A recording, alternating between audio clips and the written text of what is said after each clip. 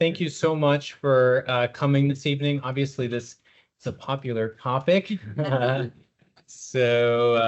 which I will dive into that, why it's a popular topic, and hopefully you'll be able to learn something or take away something this afternoon, this evening. So for those that don't know me, I'm Dr. Kyle Smoot. I'm a MS specialist here at St. Vincent. I'm happy to represent my group, Drs. Cohan, Volovich, Rice, and Marcia Woodburn. So again, for those that continue to see us, thank you for being our patients and trust in us. We really appreciate it, and I know this is our passion, and we really enjoy it. So just some housekeeping items. This session is being recorded. So I will only take questions at the end. I'll be happy to take questions at the end. I'm not going to take them during the presentation just because there's so many people, and I want to get through the slides. And we scheduled an hour in a timely manner, and so if you want to stay for the question and answer period, that's perfectly fine. The restrooms are basically right through those doors on the other side of sort of the wall. So if you use those. I have to warn you, I'm going to use the term old, older, aging throughout this presentation. Vintage, I guess I could use vintage. So I'm prepping you. If you're going to be offended, it might be a good time to exit. And then here's my disclosures on the bottom, where we received funds for our research and also consulting different companies. So here's the agenda for this evening, starting at the top, working left to right. We'll go through each of these topics. So we're going to talk about the prevalence of MS, but especially focus in the older population. And we'll talk about relapse rates as one ages. I really feel that we've done a poor job at communicating long-term prognosis with people. And I think this is one of the reasons why I really wanted to do this evening. I feel like there's sort of an educational gap that we've not been able to inform you like we should have been doing. We'll talk about chronological aging versus biological aging. We'll talk about sex hormones. So a lot of people have questions about menopause, how potentially that may play a role in MS. Immunosenescence, it's a big word, but basically means that our immune system is aging. So we'll talk about how that plays a role in really treatment, comorbidities, polypharmacy, and then for me, the big topic is disease-modifying therapy. So to treat, to continue to treat, to not treat, when to stop, what to switch to. So we'll save that at the end.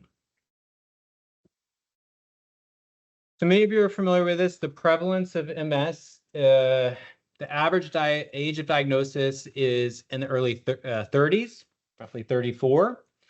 Women are more affected with multiple sclerosis than men. That ratio has increased over time, and that ratio varies depending on where you live, actually. So there are places in Sweden where the ratio is as much as 5 women to every individual male. In the US, it averages about 3 to 1. However, the prevalence of MS has gone up. So you can see in the slide here that there's been over a 36% increase since 2001. And you may ask, well, why is that? And no one knows for sure. I mean, there definitely are several factors. There's more awareness of multiple sclerosis, obviously, with the internet. That's helped with awareness. There have been some famous people that have basically come out recently that have had MS, and so that also helps with awareness. We are now able to better capture the number of people living with MS. So the National MS Society, the number used to be about 400,000 people in the US that were living with MS.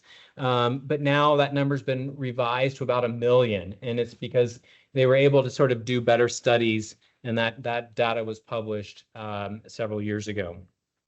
And in general, autoimmune disorders are going up, and no one knows exactly why. There's possibly something environmental that is contributing to the increase. I'm not going to go too much into the types of MS because it can only cover so much this evening. But 85 to 90% of people present with the relapsing form of the disease. So if you have MS, that's what you want because our treatment options are really geared for relapsing remitting. And individuals may come in with presenting with loss of vision, pain with eye movement, which would be consistent with optic neuritis. So I'm sure many of you have experienced optic neuritis. And then the symptom may go away, and then another symptom may occur 3 months later, 6 months, a year or 2 years. It's quite variable. And that would be a typical presentation for relapsing remitting. We want to see patients right at the first time of the relapse so we can get you on treatment so nothing further occurs. What we want to prevent is individuals going to secondary progressive, where symptoms just slowly get worse over time.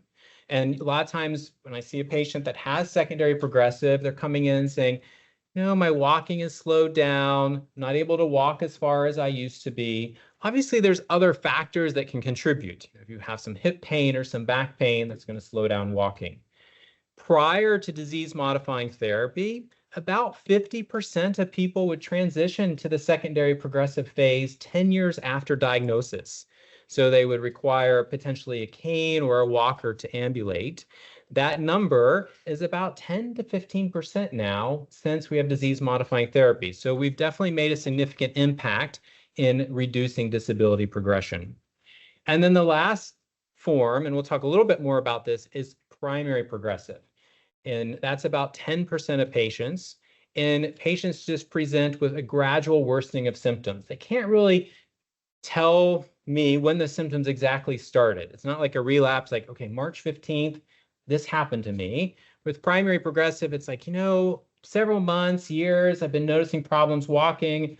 A lot of times they'll go see a primary care clinician. They may think that it's due to the lower back issue, but really it's not. And eventually they get diagnosed with multiple sclerosis. So I like figures, and these are taken out of journal articles. So there's a lot of detail on here, and I'll try to go through them the best I can. I think that they should have checked this beforehand. No pointer working. Okay, sorry. All right, so just to point out, figure A is the one that's on the far left. So the time to diagnosis is much shorter, which makes sense. We now have MRI, we have more awareness. So that's represented by the pink. So in the far left, I have to be careful because if I go away from this, then they're going to be able to hear the recording, but far left is less than 1991. And then here is between 2011 and 2021. And you can see that in pink, it's shortened. So it's the time to diagnosis is shortened, which is great because then we can get people on medication. But you can also see that the average age of diagnosis has increased over time. And that's a little bit unclear. Before 1990, it was roughly, 26, 27. Now it's 34, 35. And then on the right here is that we have more people that are being diagnosed at a later age. We used to say that being diagnosed 60 or older was really rare, maybe like 0.5% of the cases. And now that number has gone up to maybe 5% of cases. So that is represented sort of in this very dark color here, where you can see that the number of people that are being diagnosed at an older age has increased over time. So we use the term late onset multiple sclerosis, and the definition for that is anyone that's 50 or older. So that's considered old. I fall in that category now. So yeah, I don't like it. And interestingly, a lower portion of people that are, when they're diagnosed, 55, 60, are more likely to be men, or it's about a 1-to-1 ratio. So remember, 3-to-1 ratio overall, but it's about 1-to-1 older ratio. And these individuals are less likely to have active or enhancing lesions. So there's less inflammation associated with the MRI. So how do they present? And so on the very top in the teal is looking at the percentage of people that present with both relapsing MS and primary progressive. So the teal is the relapsing remitting. So that on the far left is less than 40. So most of those patients are presenting with relapsing remitting. But as you can see, as you get older, you're more likely to have primary progressive at the time of diagnosis. So you can see if you're 60 or plus, over 75% of those individuals will have primary progressive. On the bottom is looking at symptom presentation. So as you get older, you're more likely to come to the neurologist with problems with walking. Versus if you're younger, you're less likely to have problems with walking, more likely to experience some sensory disturbance like numbness or tingling, or visual disturbance, which is on the far right. You can see the stepwise decline. So it's pretty rare for people in their 60s to present with optic neuritis. So these just sort of show you how, this is for people that are newly diagnosed, more likely to have the progressive form of the disease and present differently, more likely to have problems with walking and have more disability associated with the disease. It might sound counterintuitive because you think, okay, I'm shorter, I haven't had MS as long, so you won't have as many symptoms. But unfortunately, as people get older, you don't have as much reserve, and we'll talk about that. So they present with more problems. So I'm not surprised that there's this many people here,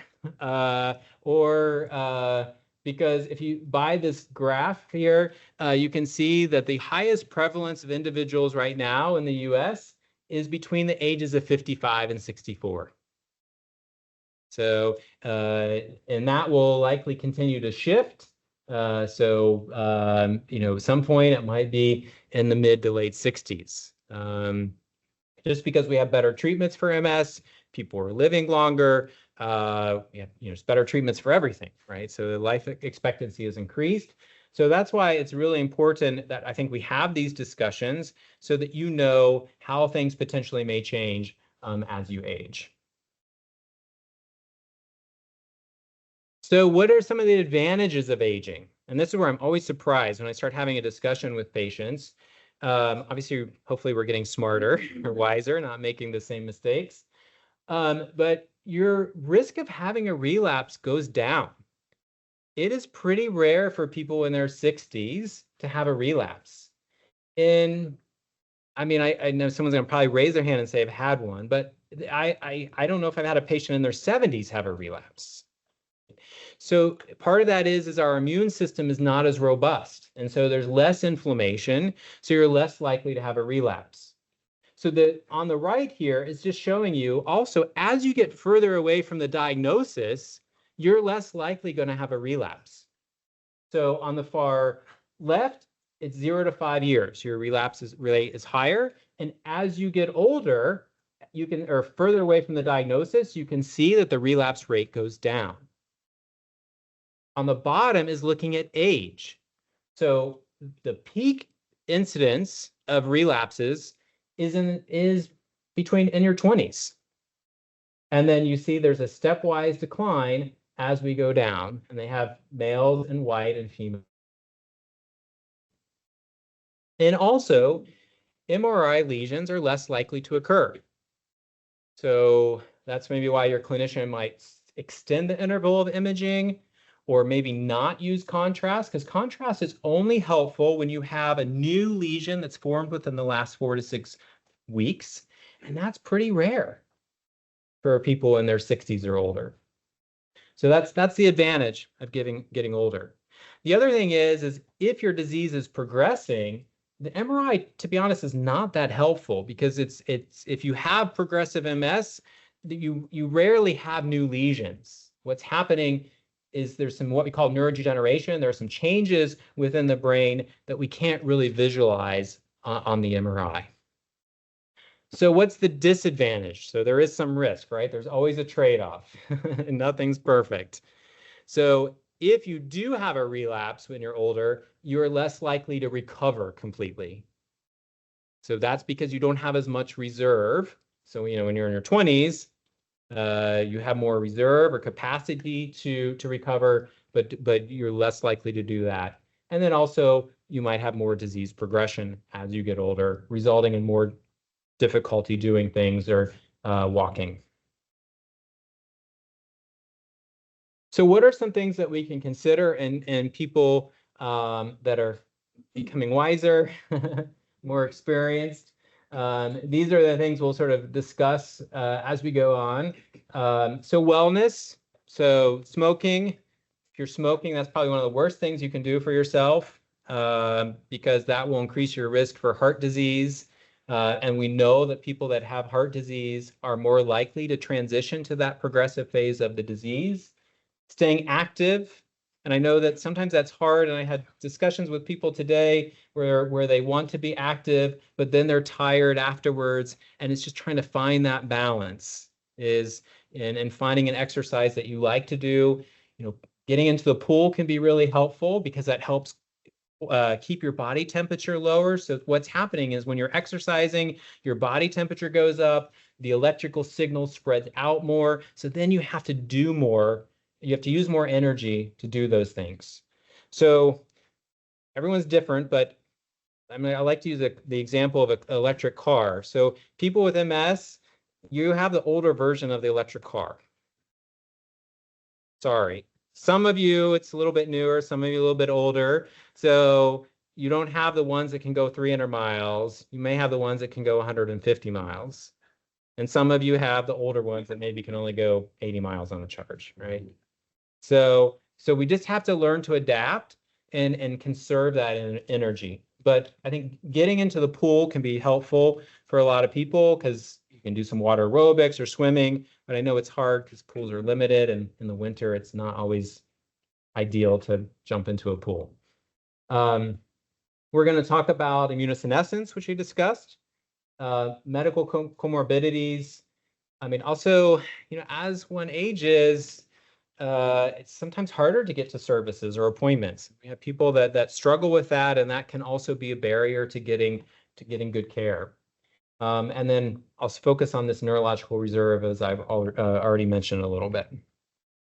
So a lot to consider. So how do we think of aging? And this is where I don't put a number and say, gosh, you are 65, we're going to stop disease-modifying therapy. Because I probably could go around the room and I can say, oh, you're this age, and I'll probably be wrong. I'm really bad at guessing ages. So, and the reason is because there's something called biological age, right? So the chronological age is based on your birth date. It's the passage of time. But the biological age is really what the state of your body's in. And everyone's biological age is different. And that's going to be determined by your genetics, maybe what you've done to your body in the past. Have you smoked? You drink a lot of alcohol? Have you been active? Have you been exercising? So those individuals, their biological age is probably going to be lower than their chronological age. Versus if you haven't taken care of your body, maybe your age is 60, but really you're 65. And we don't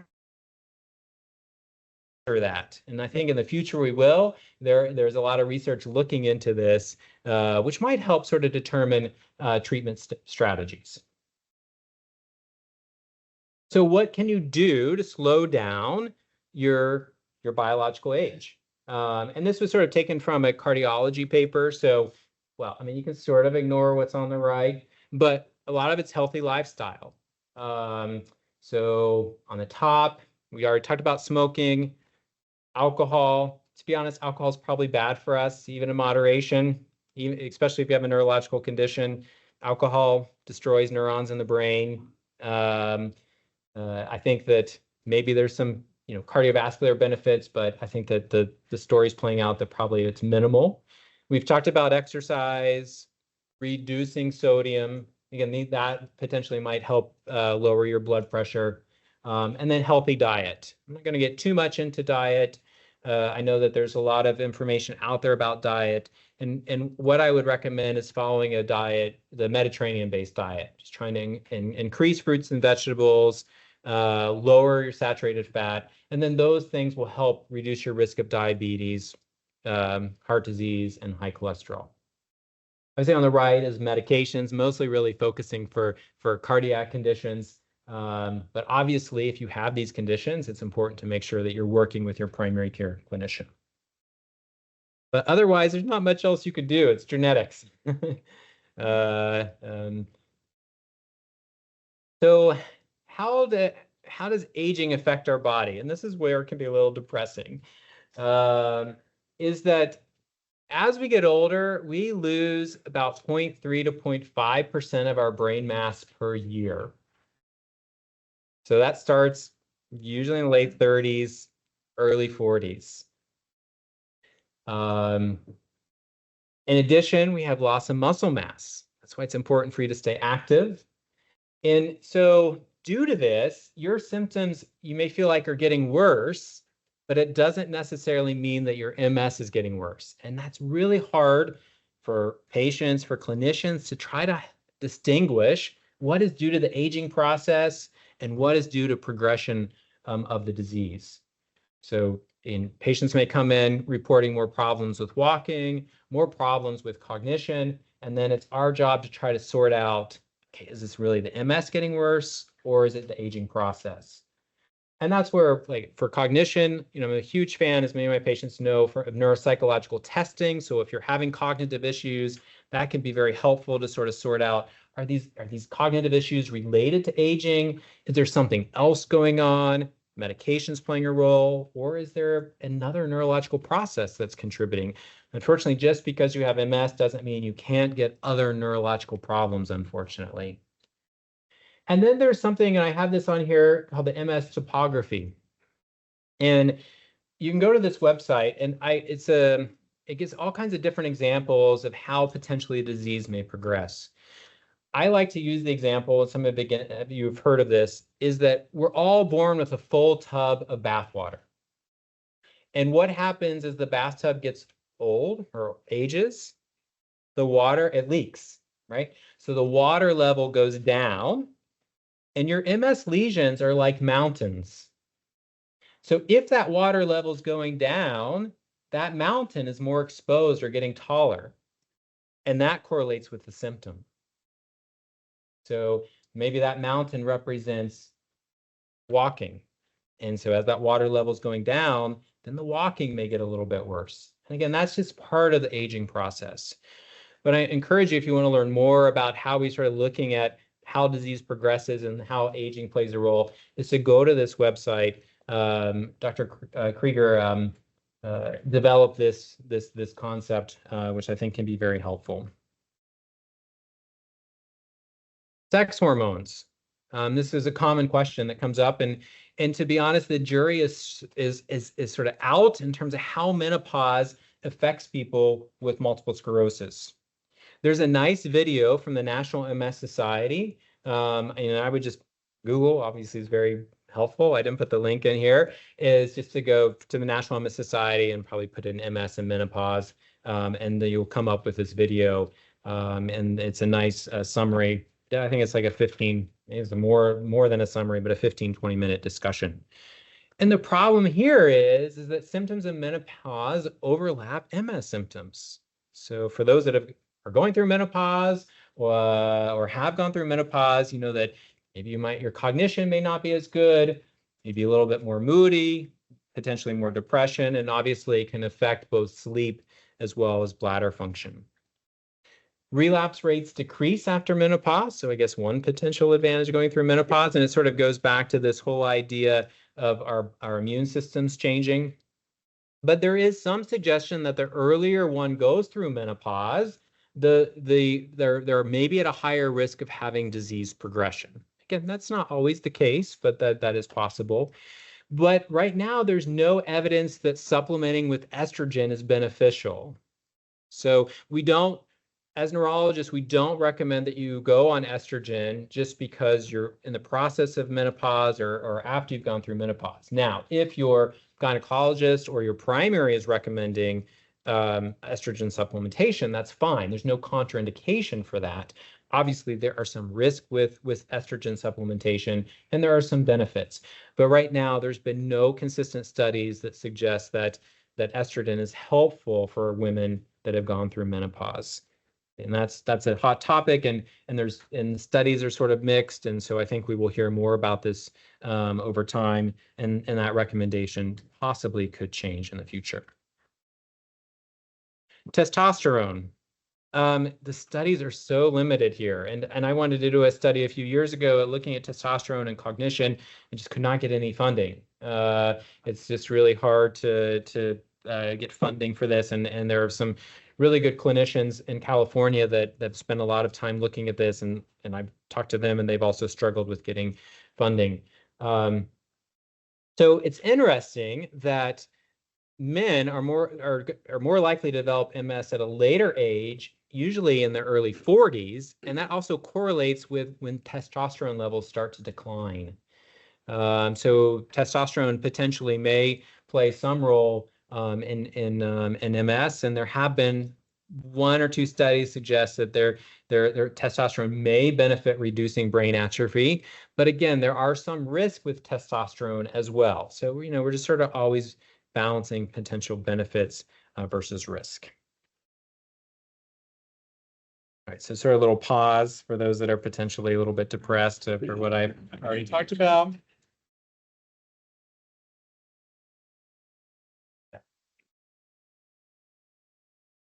I recently read Huck Finn again because I read it in I don't know, maybe it was like junior high. So it's so good to like bring it back out and read it. So I encourage you because I had to do it for school. It wasn't really like I had to do this, but it's really nice. So immunosenescence, and this is just how our immune system ages over time. Our immune system is not as robust. So again, the advantage is less likely to have a relapse. But the downside is because you're having a change in how your immune cells populate, that you could be at a higher risk of infections. So I think a lot of my patients know, and you may wonder, why is Dr. Smoot always asking me if I've had any infections? So because then I start to get concerned if you've had a lot of infections, that if you're on a disease-modifying therapy, that maybe we shouldn't be doing that, because we're getting to a point where the risk of the medicine outweigh the benefit. Infections can include the common cold, COVID, bladder infections. We sort of take all that into account. Sometimes people just have bad seasons, right? So, I think I've had some patients recently that had multiple infections. But I also like to ask, okay, has someone else in your family been sick? How long did the infection take to get over? If it took a lot longer, then that's somewhat concerning. Potentially, you're at a higher risk of cancer. So we do see more cancer in older people because the immune system is just not able to keep things in check. And then vaccines may not be as beneficial. So I guess a plug for vaccines. It's important to make sure you stay up to date with your vaccines. So just work with your primary care clinician concerning that. Comorbidities. So these would be any additional disease that coexist with multiple sclerosis. And I've already talked about some of these: high blood pressure, high cholesterol, diabetes, depression. So it's just really important that you work with your primary care clinician. As neurologists, we cannot manage these things. I'm not an expert in managing blood pressure or cholesterol. You need to see your primary to make sure that those things are in check and that all your health maintenance is being taken care of: cancer screening, vaccines. As I think I mentioned a little bit earlier, those that have these comorbidities are more likely to have progressive disease. So these high blood pressure can cause some white matter changes in the brain. Sometimes can look similar to MS. So you don't need to have those additional changes, right? You already have the scars or the areas of inflammation. So it's really important to make sure you're keeping these things under control. Polypharmacy, defined as 5 or more medications. That's not very many, right? I'm not going to ask how many people are on more than 5 or more medications, but I think a good portion of you would be raising your hand. And so I think it's really good to review your medications and really, do I need to be on these? It's not infrequent where I ask a patient, why are you taking this? And a patient will say, I don't know. I've been on this for a while. And that's not good. And the biggest culprit is gabapentin. So, I mean, sometimes people have been on gabapentin for a while, and then I ask, why are you on this? I have no idea. Gabapentin can help with pain and sensory disturbance, but it may not be a good option as you get older. Now, I don't want you guys to freak out if you're on gabapentin right now. Again, but gabapentin can cause some cognitive issues. It can cause balance issues. So it's important to reevaluate medications as we age because maybe you don't need it. And also our metabolism changes over time. So maybe you don't need to be on that high of a dose of a medication. And so a lot of the time, so don't go home and stop your gabapentin. If you're one of my patients and you want to come down, come off of it, send me a message. But we would do it slowly, right? So all these things, a lot of these medicines, we would do very slowly over a course of maybe weeks or months, depending on how much you're taking. So I think it's really good to look at your medication list because there could be interactions with other medications. Some of these things can cause more balance issues. Again, I'm picking on gabapentin, but you can have more falls, confusion. And then if you start taking more and more medicines, it's going to be harder to manage. Right? So just non-adherence of medications, and that's where Pillbox can be really helpful. And then sometimes we get in this habit of, okay, I've prescribed you one thing, but then it's created another problem, right? So then, I mean, an example would be, I'm going to use like Provigil or Nuvigil, where it helps with your fatigue, but then you can't sleep at night. So now you have insomnia. So then, and then we add something to help with your insomnia, right? So that's just an example that so we have to be very careful with how these medications, what they're doing, and it's important to reevaluate them. So what are some things we can do? Make sure your medication list is accurate. The nice thing is now we have electronic medical records, so we should have a complete list of your medications. And then just making sure that the clinician also knows what supplements you're taking, over-the-counter medication. To be honest, most of those are pretty benign. They're not going to create any problems. And then just as I already mentioned, can we reduce the dose? Can the medication be stopped or not? The wonderful Swedish actress, Casablanca, one of my favorite movies. All right, so the last part that I'd like to discuss, which is, to be honest, is sort of more of the core of the discussion, is talking about disease-modifying therapy. So, as I mentioned in the beginning, disease-modifying therapies have had a significant impact in reducing the risk of people transitioning to secondary progressive disease. But there potentially may be sort of a half-life for these medications. So as one gets older, and the risk of the medicine may outweigh the benefit.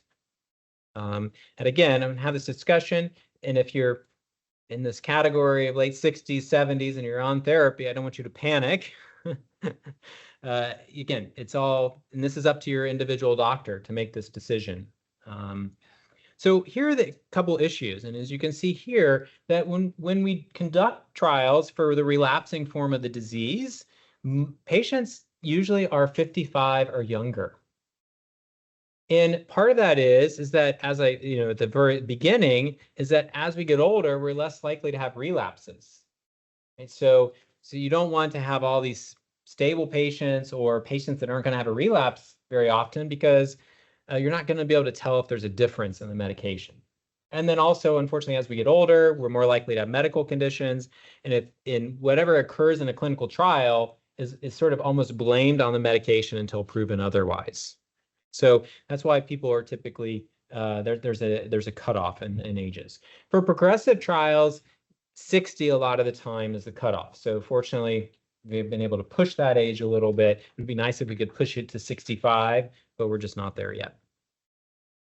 And there's some studies, and we'll talk about one study, that the risk of disease-modifying therapy may outweigh the benefit once you start to get into your mid-50s or older. And again, this is, an age, again, is everyone's biological age is different. So it doesn't mean that if you're 56 that you shouldn't be on disease-modifying therapy.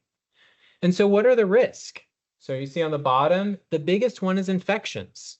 That's why I always ask, have you been sick? So this is mostly going to be respiratory infections, things like the common cold or bronchitis or pneumonia. And then also bladder infections. People with MS are potentially more prone to bladder infections. And so those are things that we're always, want to keep an eye on.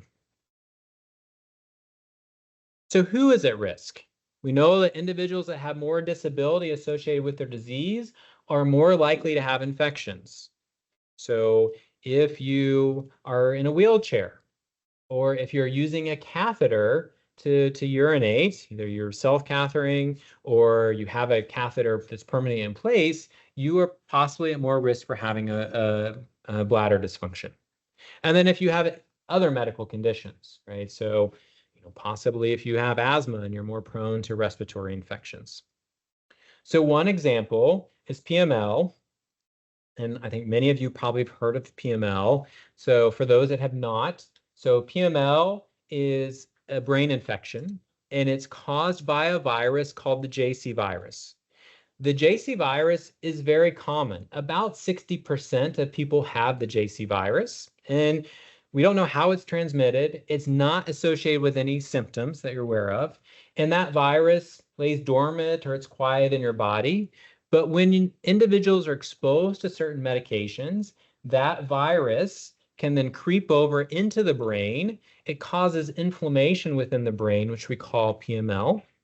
And it can cause symptoms similar to MS because it's affecting the brain. So it can cause cognitive problems, vision loss, weakness, but it's a little bit different than a relapse. Those symptoms evolve over the course of potentially weeks or months versus a relapse, the symptoms evolve over the course of maybe hours to a couple of days.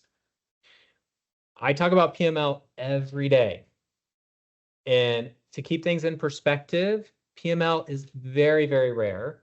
And I don't want to jinx myself, but I've never had a case of PML.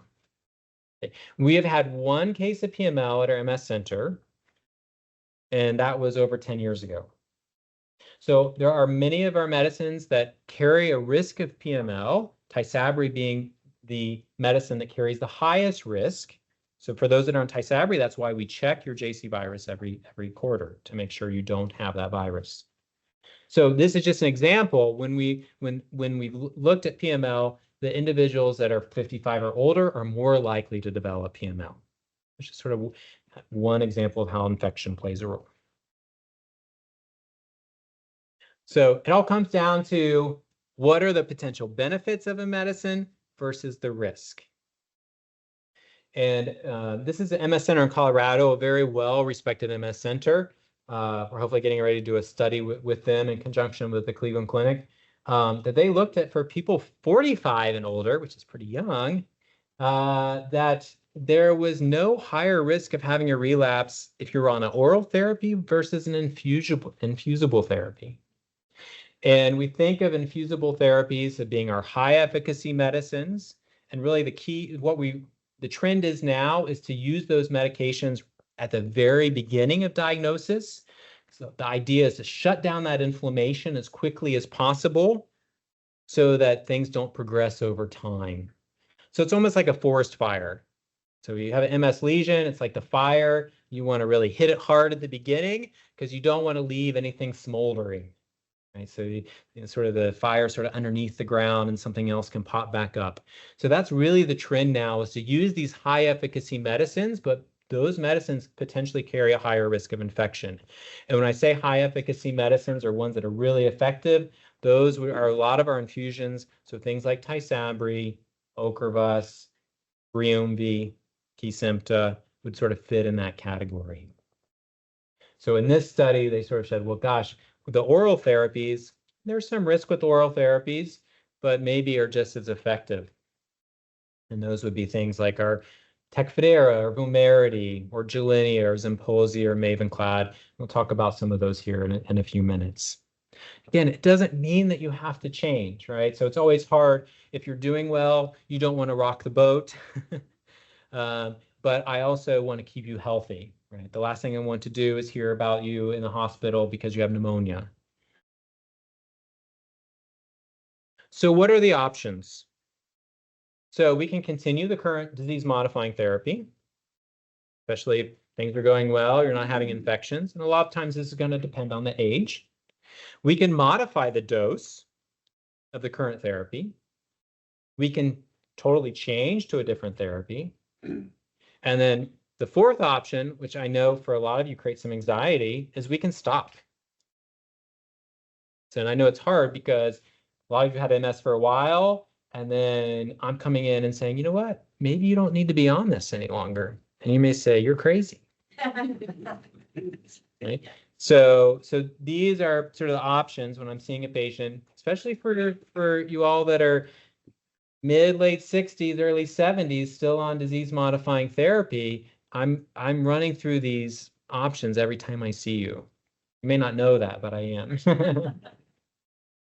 Just like I'm timing you while you're walking. Some of you don't know that either.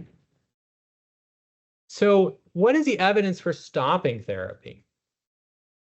So there was a trial called the DISCO MS trial. We like to name trials. Makes it sort of easy to remember them. And this was a trial of over 250 people, 55 and older. And to qualify or enter the study, you had no relapse within the last 5 years, no MRI lesions within the last 3 years, and you had at least been on disease-modifying therapy for 5 years. So if you met those criteria, you were able to enroll. And half the patients were assigned to continue treatment, and the other half were told to stop treatment. So this is a randomized trial. Obviously, the patient's not going to be blinded, right? Because you just can't do that in this type of trial. So what were the results? At the end of almost 2 years, there was no significant difference. So this statistically, when you looked at relapses, MRI changes, disability progression, which is measured by physical exam, there was no difference. However, there were some patients that stopped medicine that had some MRI changes, and there were a couple that had some relapses. So it's not perfect. You can see here in the middle, 16 compared to 6. And so about, let's say 8% increased risk of having some disease progression. A lot of these patients were on our platform therapies. So when I say platform, these are our older therapies, the interferons, things like Avonex, beta-seron, Copaxone, and Rebiv. So there were some patients that were on other therapies, but these were the most of them. So my personal opinion is I think stopping therapy in your late 50s is too early. And they've even looked at, there was a study out of the Netherlands where they started looking at people that were stable with these same criteria that were in their late 30s and 40s of stopping therapy. And they ended up stopping the trial because more people started having a relapse. So, again,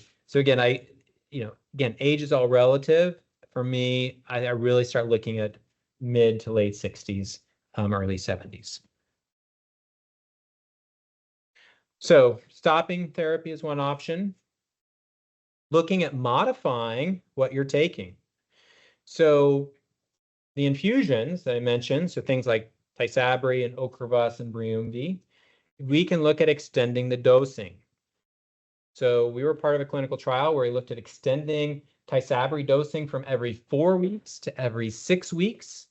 And that was shown to be just as effective, but also reduce the risk of PML. So if we're concerned about PML, extending the dosing can be beneficial. However, there were still some individuals that developed PML in that subgroup, but it was much lower.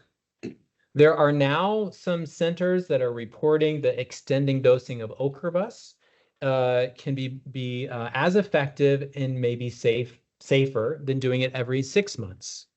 So for some of my patients that have been on Ocrevus for a while, we may extend to every 9 months. And if things are going well, then we may do once a year and then maybe eventually stop. Right? So there's sort of different strategies to, one, we want to make sure your disease isn't progressing, but to reduce the risk of infection.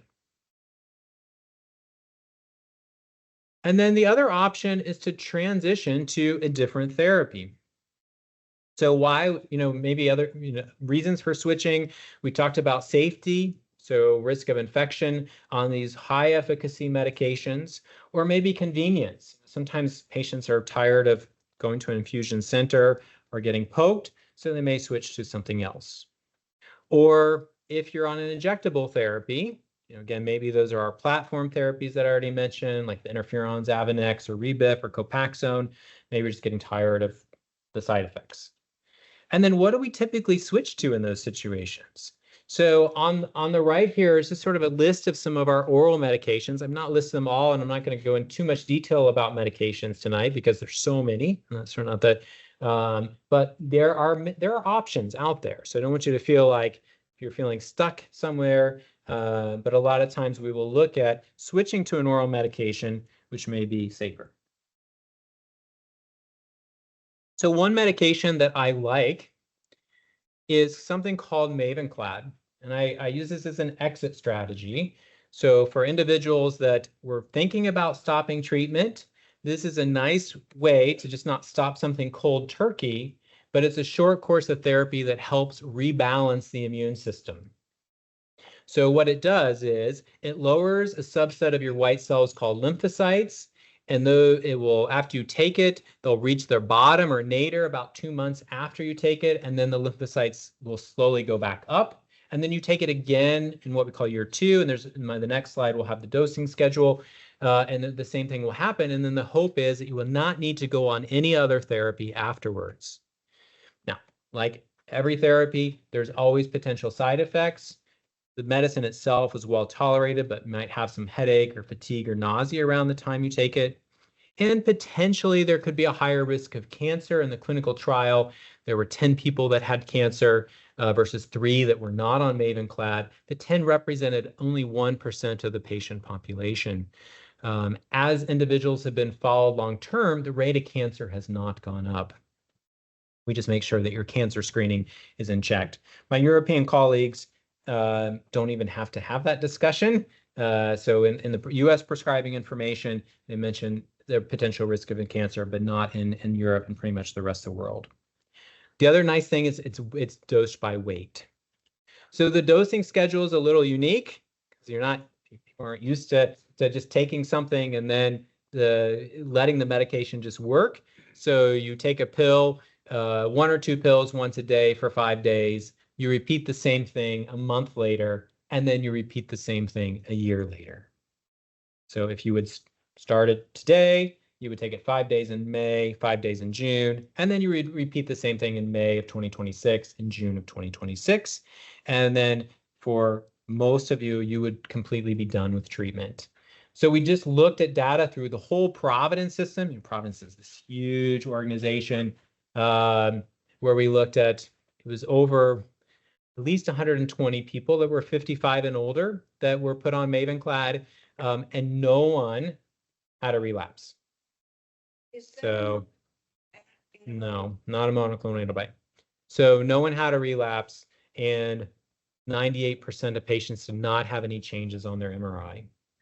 So this to me is for individuals that are in their late 50s, early 60s, even in their late 60s, thinking about coming off of medicine, or we want to come off of medicine because we're worried about safety issues, I think is a great option for individuals.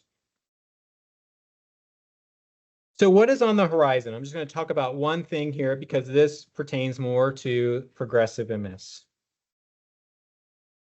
And if we put out a newsletter twice a year, and I wrote an article about this, and it's called tolobrutinib.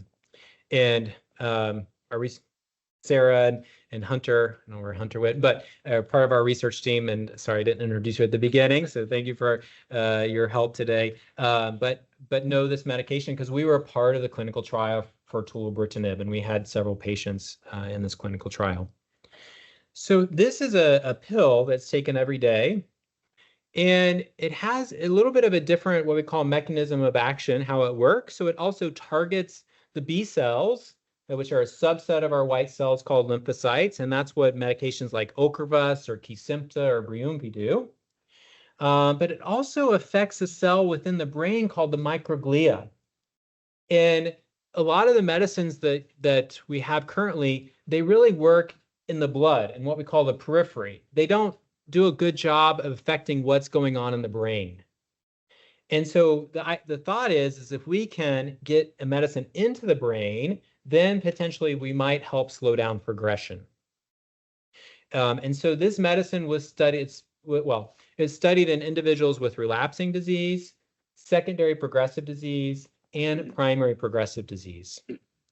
And it's not a good medicine, I don't think, for people with relapsing disease. It did not do any better than teriflunomide or Aubagio in reducing relapses. In secondary progressive, in the trial, which was about 2 years, it was compared to placebo because we don't have any FDA-approved medicines for secondary progressive. I mean, we do use some of the medications if people have secondary progressive, but there are none that are FDA-approved. So half the patients, I guess half went on, maybe it was 2/3 went on tolobrutinib, and then the other group were on placebo. So I was a primary investigator in the trial, so I would see patients, and then one of my colleagues would then do a physical exam on the patients, and they were followed, and they're still followed. We have a long-term extension trial. And the beauty of it is I couldn't tell what patients were taking, and they really couldn't tell either. So that tells you that it has minimal to no side effects. So versus Tecfidera, I don't know how many have been on Tecfidera. Tecfidera is a good medication, but it can cause some stomach issues, and we were part of the clinical trial, and you could tell who was on Tecfidera and who wasn't. So sometimes that happens. But this, I couldn't tell. So what was looked at was disease progression. And so people that were on tolobrutinib were less likely to have disease progression at the end of the clinical trial.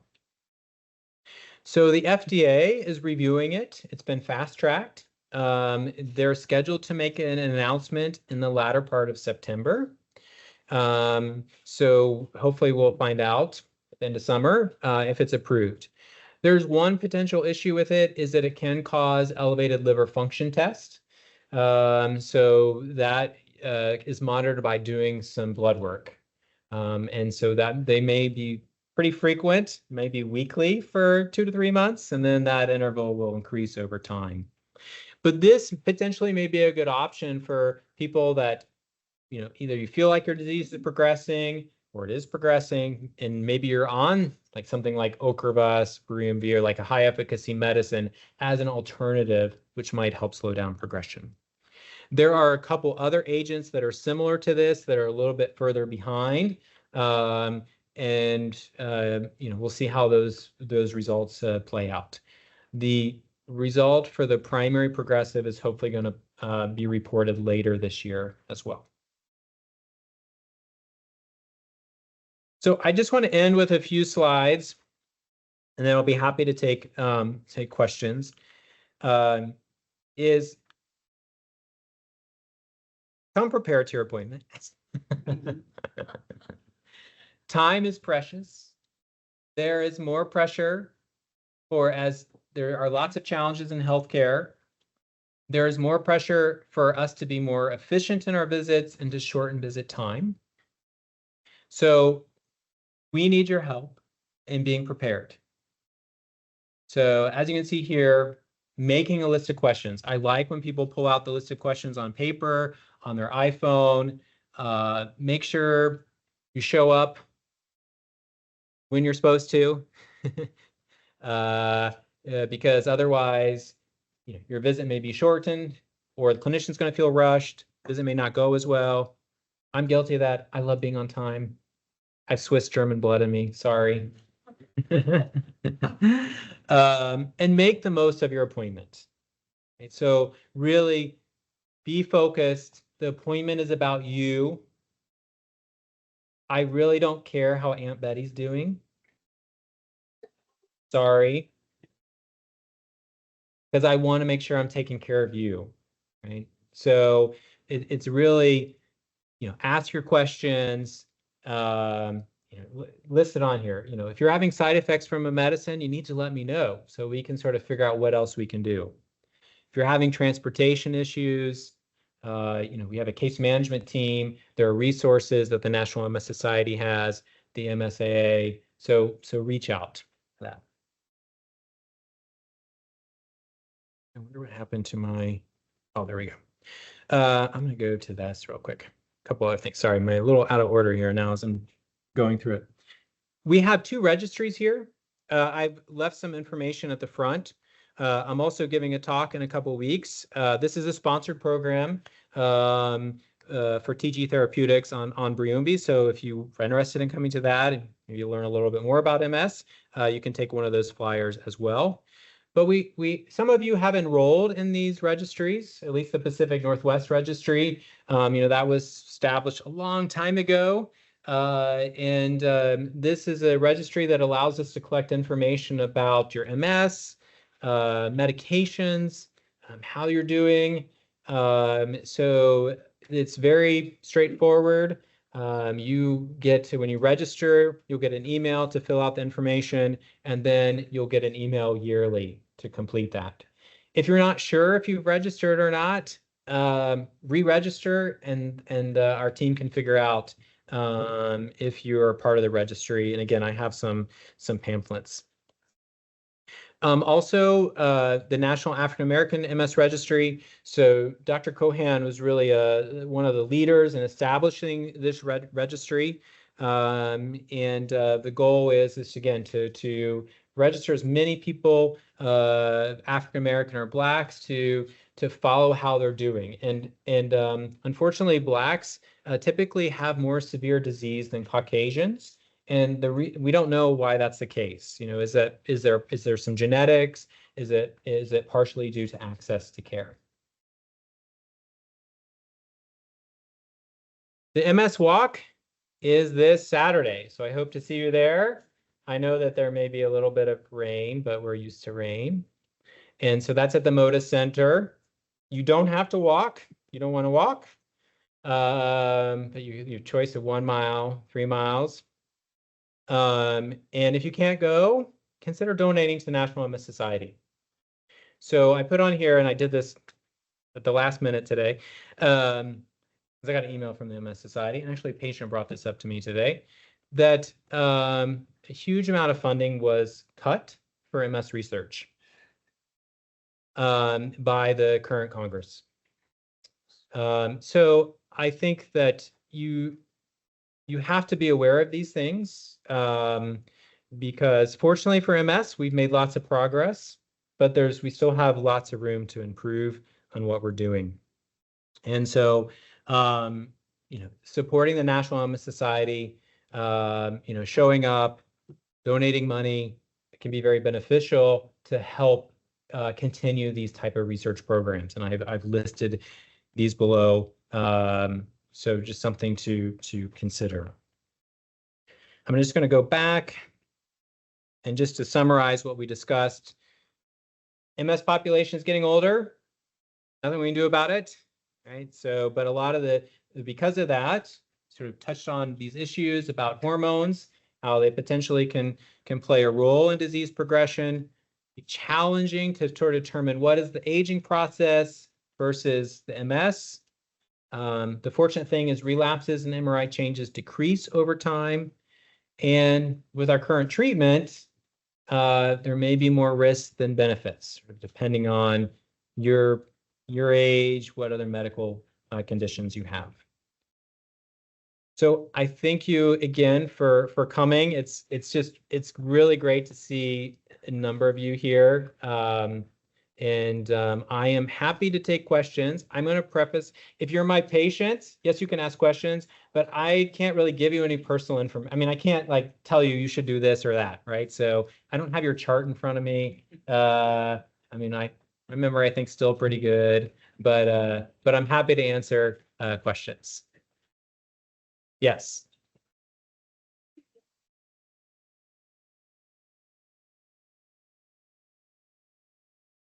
Great question. I'm going to say Providence because, everything's tight, right? So healthcare is, you don't really want to be in healthcare right now. It's a very challenging business. Um, and and also pharmaceutical companies are cutting back on their research. So yeah, so I guess if you have to pick, be sort of selfish is to the Providence Brain and Spine Institute, the foundation here. Yeah, thank you. Yes. Yes.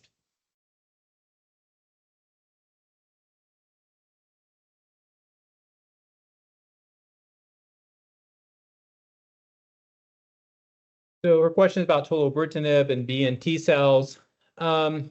We can do blood tests measuring mostly B cells. I mean, you can with T cells as well. But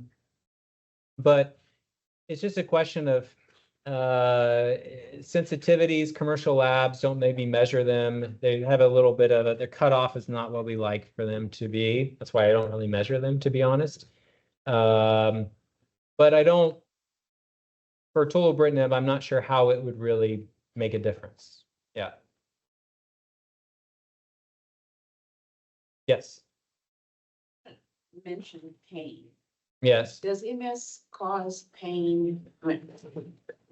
Or are these comorbidities that are causing? Yeah. So her question is, does MS cause pain? Yes. Now the problem is it doesn't mean all pain is due to MS. So that we have to be very careful about. I think patients are guilty of this. Primary care is guilty of this. Is we don't want to blame everything on MS, right? Because then we start to miss things. But yes, I mean, I think of MS when it's going to cause pain, it's more either you have really bad spasticity, so that's causing muscle tightness. Obviously, spasms can be really uncomfortable. Burning, tingling, sort of lump it in a sensory disturbance. But if you're having pain in a joint, probably not related to the MS, right? So that's, maybe there's some arthritis or something. It is, but not related to MS. No. So that's a question that comes up frequently, is that patients will ask, why are you not imaging my lower back, which is the lumbar spine? It's because the spinal cord ends at the bottom of the thoracic spine, the top of the lumbar spine. And so MS does not affect the lower back.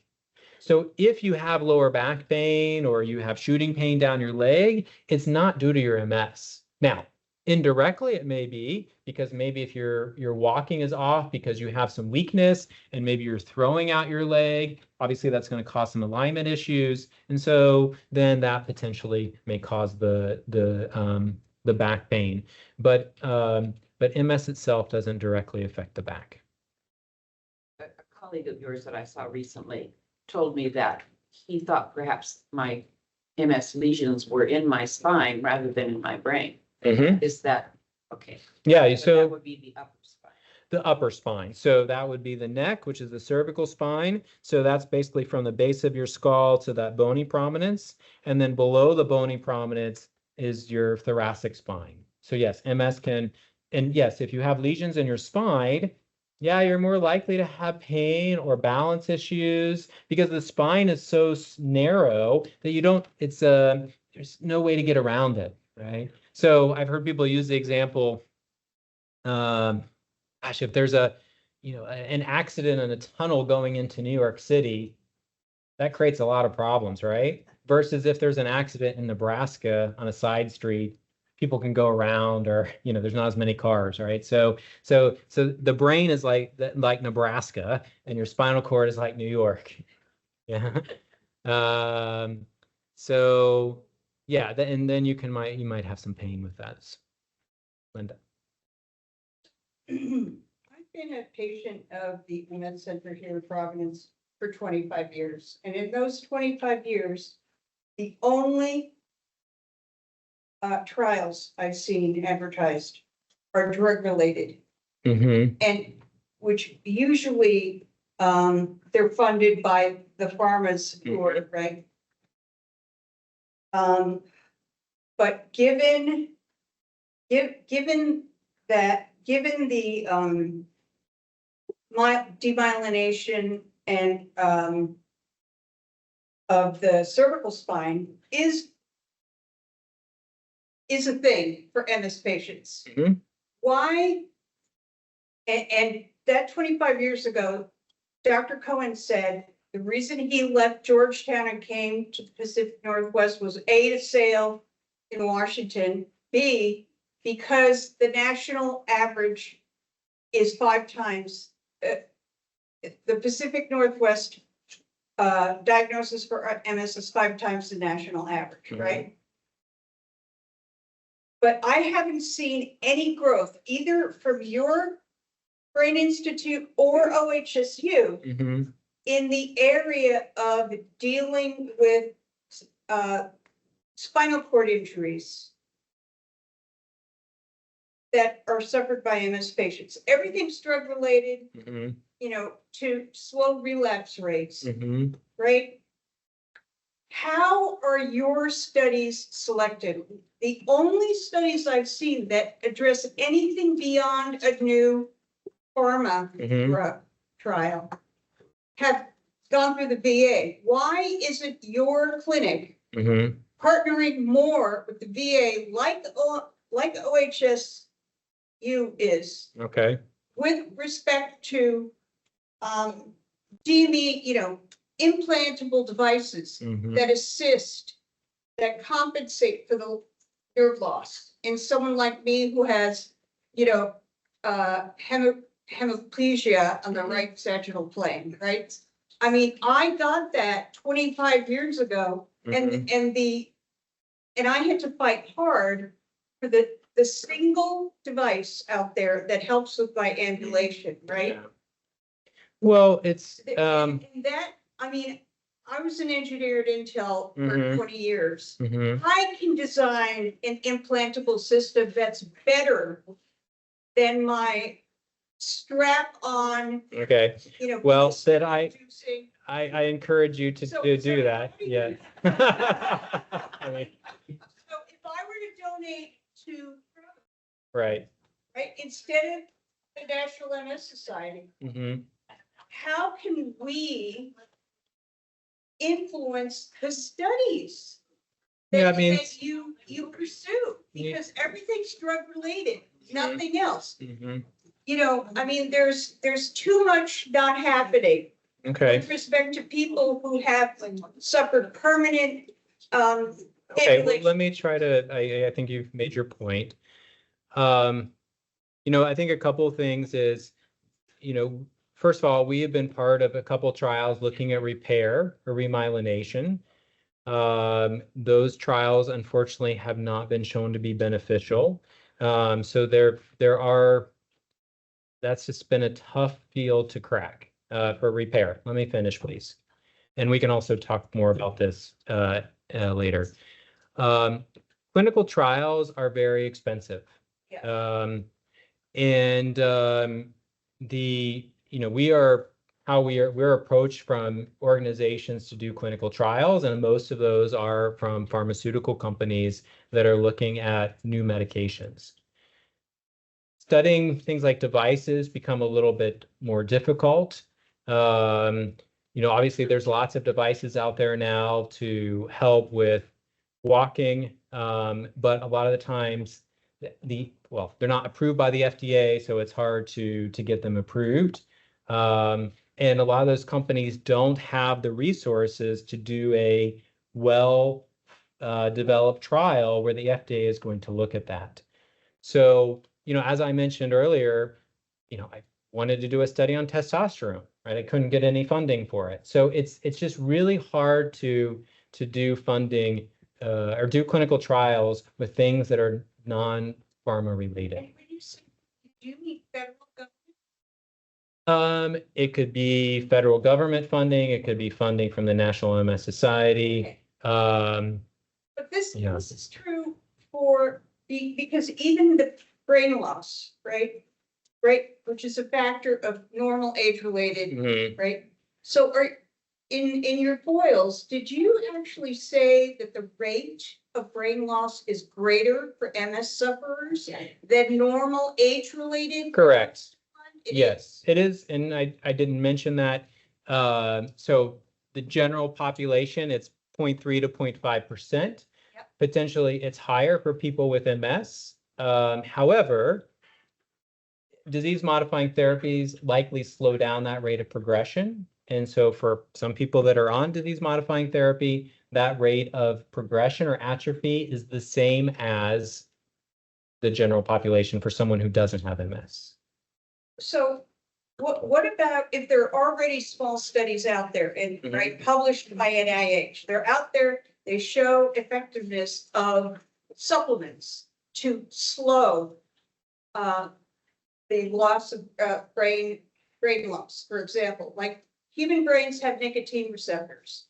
Yeah, There's a low dose nicotine right. study, many studies that Mhm. show nicotine, not smoking, but Yeah. the drug nicotine, which we have receptors for, actually does help with both neurogenesis and remyelination. Mhm. Why can't we get that prescribed by you Because, if that's already proven yeah, in published studies? okay, I'm going to answer this and I want to move on Yeah. to someone else, and I'm happy to discuss with you at a later time.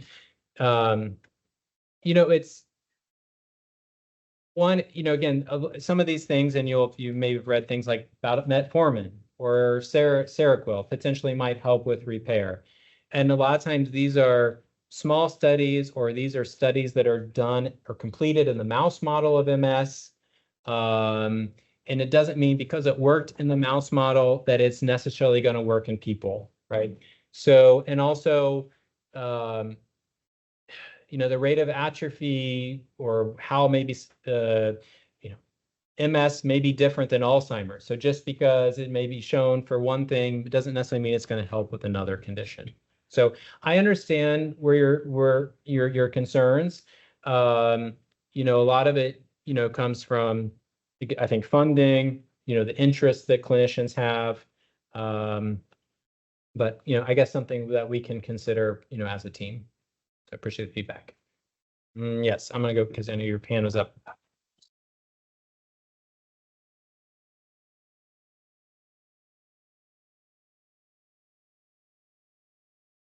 Correct. Yeah, just because, and it sounds counterintuitive because you think if you've had, MS since your 20s, you would potentially be more disabled. But again, when you're 20, you're able to rebound quickly. Just think if you fall when you're in your 20s, you maybe get a little back pain or shoulder pain, but you get over it right away. But when you're 50s, when you fall, takes it longer to recover. Yeah. And another question, I can't take a lot of medicine, I forget the name of the thing I have, it wasn't JCB or something else.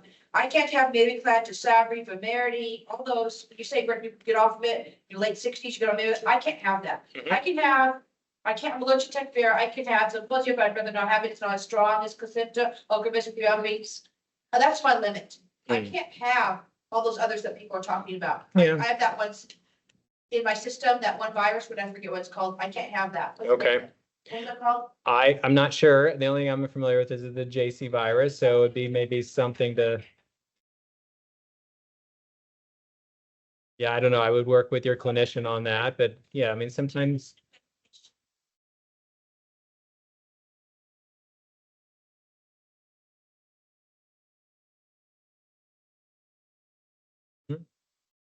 So that's called Zunovo.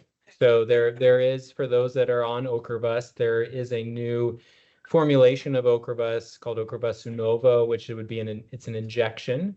that's given over the course of 10 minutes. So it's the same type of medicine. The advantage is you'd be in and out of the infusion center much more quickly. Depends on your insurance. It's also, sorry? No, that medicine is already available. Oh. Yep, so it was approved by the FDA late last year. So yeah, I've had some patients transition to that, so it is already available. Yep. No, someone else said, yeah. So we have been receiving treatment, originally diagnosed at age 47, 25 years, most of it years, a bit of a twitch issue originally. And one of the things we have really struggled with, starting out primary progressive, secondary progressive for a longer period of time, is access to neuropsychological exams easily and insurance covered. And then also urology services. I don't know if you've heard that Shemaim Rock office closed down his clinic or is closing it down. Yeah. And we're at a stage with him right now where we've tried everything that's currently available, but it would be nice to have somebody within the MS clinic here to access both of those kind of services. We don't have any of those individuals planted within our clinic, unfortunately. I mean, we do, and again, we can discuss this at, also we do have neuropsychologists that I like to use. But again, sometimes it's limited by insurance. And there's not much that we can, and everyone's plan is different. Urology is tough. I mean, there are other urologists both on the east side of Portland, the west side of Portland, so I can provide some additional names. I know that many of you had seen Dr. Rokov, and we can try to locate someone else for you. It'd just be really nice that later in life those become significant issues. And, especially secondary progression. Yeah, I mean, it's even if we had a neuropsychologist in our clinic, it wouldn't change the insurance issue. Yeah. And unfortunately, where multidisciplinary clinics can be very beneficial when you can have like OT, PT, speech, they lose money. So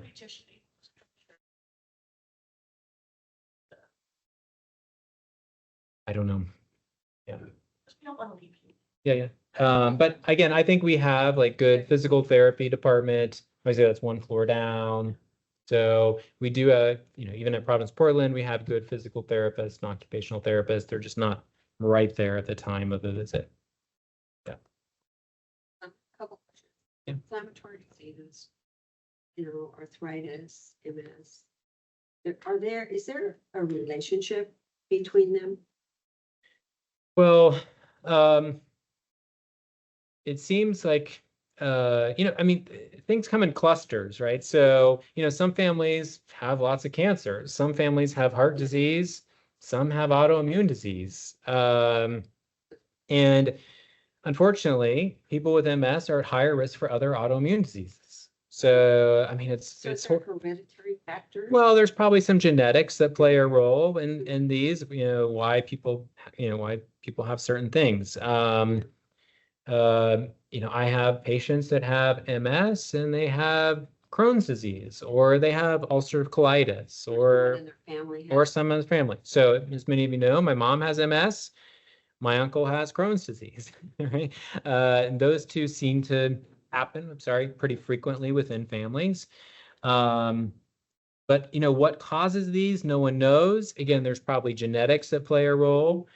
MS is one of those disorders. As you get further away from the equator, the prevalence of MS goes up. So we have a very high prevalence of MS in the Pacific Northwest versus, I mean, yes, there are MS clinics in Texas and Florida, but maybe they might have one clinician practicing. Vitamin D potentially plays some role, so that's why I like to check vitamin D at least once a year. We need the vitamin D to sort of activate our, you need sunlight to activate your vitamin D, and it probably plays some role in the immune system. Did I hear you you correctly when you said vaccines were not as beneficial? Potentially for people as you get older. Oh, okay, So, but vaccines are still recommended. great. So, again, for Nothing to do with MS or? nothing to really do with, well, not with MS itself. However, potentially the therapy you're on may limit the effectiveness of vaccines. So that's another concern, is that, especially people that are on medicines like Ocrevus, the vaccine response may not be as good.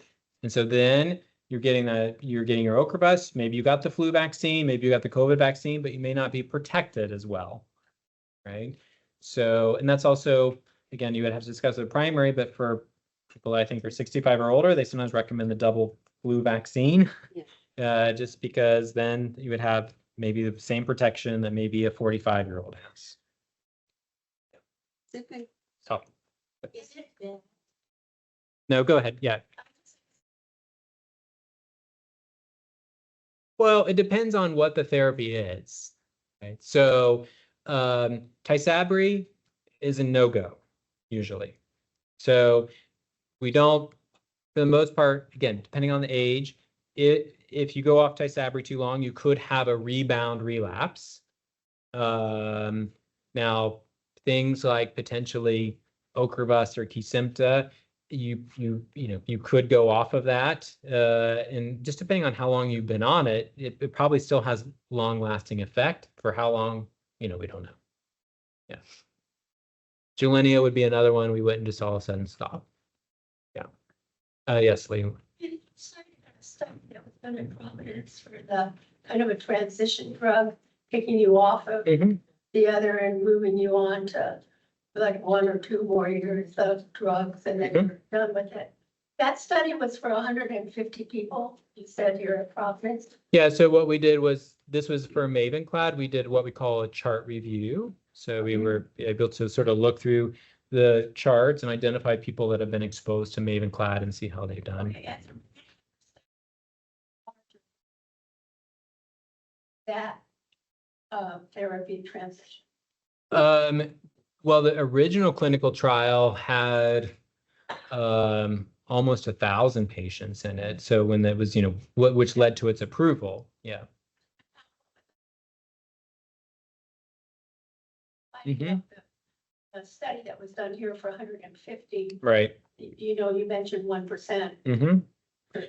What was that So 1,000 study? yeah, so at the end of that clinical trial, if you look out 4 years, about 70 to 75% of patients were relapse-free. Relapse-free. Correct, not out of relapse. Again, that study included people that were newly diagnosed, younger people.